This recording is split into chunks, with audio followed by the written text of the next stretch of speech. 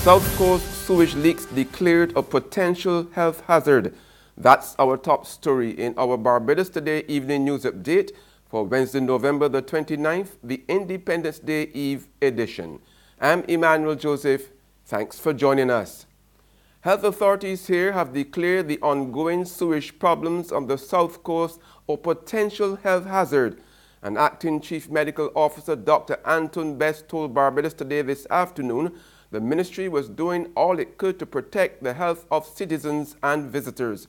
Over the past year or so, residents and business owners on the South Coast have been subjected to overflowing raw sewage spilling onto the streets, a matter which the Barbados Water Authority's Wastewater Division has blamed on blockages and breaches in the sewage lines, as well as indiscriminate disposal of waste by some people in the area.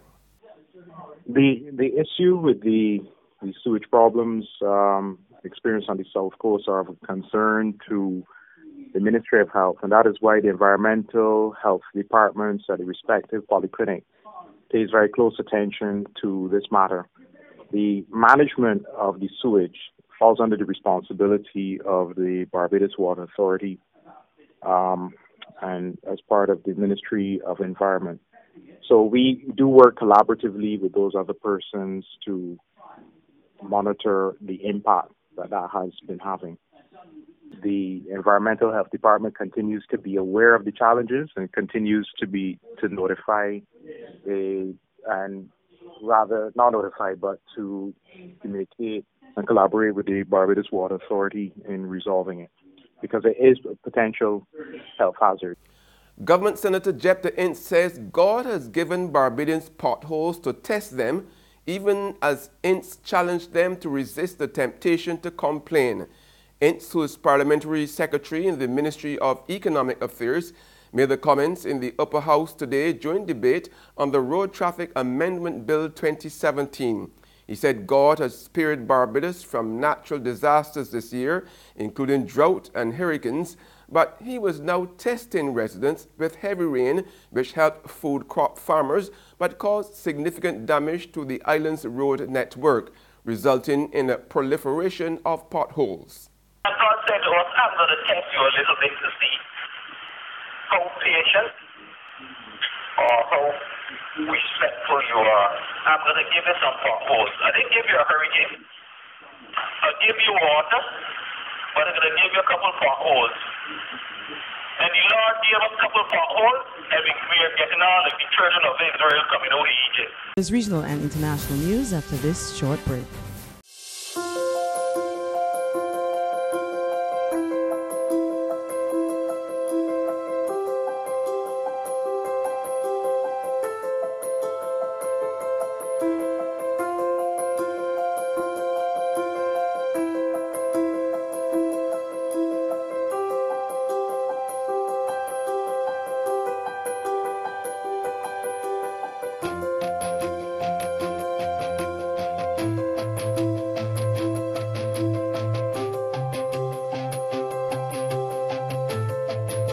Barbados Today, news you can trust. Welcome back with news from the region now. The Antigua and Barbuda government has resorted to engaging contract labor to undertake the cleanup work on the sister island, which was devastated by Hurricane Irma in September this year. During a trip to the Barbuda Tuesday, Prime Minister Gaston Brown said his administration was left with little choice as some residents are not entirely enthusiastic to return home. From the air, the progress of the restoration work is clear. There is less debris dotting the landscape. Also very conspicuous from the air are the blue tarpaulins covering several buildings which lost their roofs. The Prime Minister, Health and Environment Minister, the Honourable Malwin Joseph, Social Transformation Minister, the Honourable Samantha Marshall, and Minister for Barbuda Affairs, the Honourable Arthur Nibbs, as well as NODS Director Fillmore Mullin, touched down on the island on Tuesday morning to see for themselves. The team met with officials on the ground and visited several locations, including the hospital and the secondary school.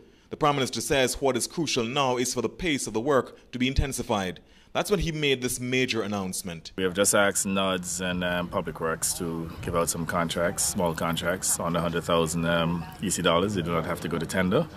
and get as many contractors as possible on Barbados to help to repair these properties. He also wants Barbadians to play a greater role, as he again expressed his disappointment with how many of them are returning. And on the international scene, the British government has commented on President Donald Trump's retweets of videos posted by the deputy leader of the hateful far-right group Britain First.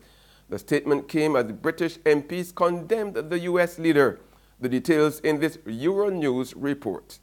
Donald Trump has once again caused a stir on both sides of the Atlantic. This time, the US president retweeted 3 inflammatory videos posted by a British far-right group. The tweets by Britain First deputy leader Jada Franson claim to show Muslim violence. At least one of the videos has been discredited. And we will do everything in our power will be done to drive Islam out of this country forever. Franson was convicted earlier this month of abusing a Muslim woman.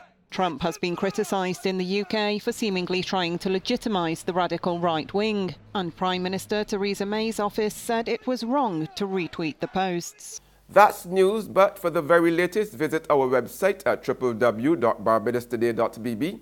You can also subscribe to our e-paper, email updates, or like us on Facebook. We are also on iZoomi Media in bus terminals, as well as Screenplay at supermarkets and gas stations near you. You can also hear us on Mix 96.9 FM. I'm Emmanuel Joseph. Have a fantastic evening and enjoy your Independence Day tomorrow.